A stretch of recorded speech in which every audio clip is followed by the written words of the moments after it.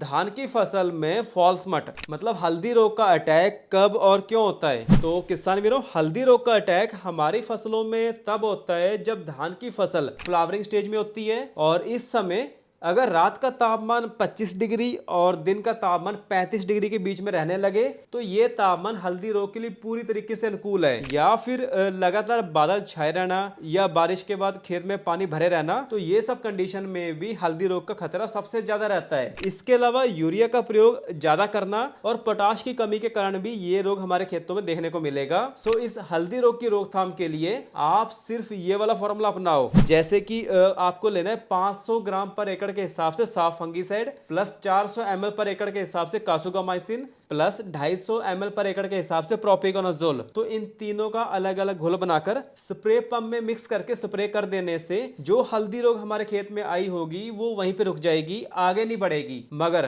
पानी की मात्रा 200 लीटर पर एकड़ से कम नहीं लेना है, नहीं तो भाई जहां पर दवा नहीं पहुंचेगी तो वहां से फिर ये हल्दी रोग पूरे खेत में फैल जाएगा। तो भाई इस बात का हमें खास ध्यान रखना है कि भाई पानी की मात्रा 200 लीटर पर एकड़ से कम नहीं लेना है, क्योंकि भाई ये रोग जब एक पौधे में होता है तो बहुत ही तेजी से दूसरे पौधों में भी फैलता है। सो अगर इस रोग का अटैक हमारी फसलों में होता है तो ये दानों की क्वालिटी खराब करेगा, दानों का वजन भी बहुत कम कर देता है, जिसके कारण बाजार में भी दाम बहुत कम मिलता है। सो हमें इस तरीके से बताई हुई दवा का इस्तेमाल करके इस हल्दी रोग की रोकथाम बहुत ही आसानी से कर सकते हैं। धन्यवाद।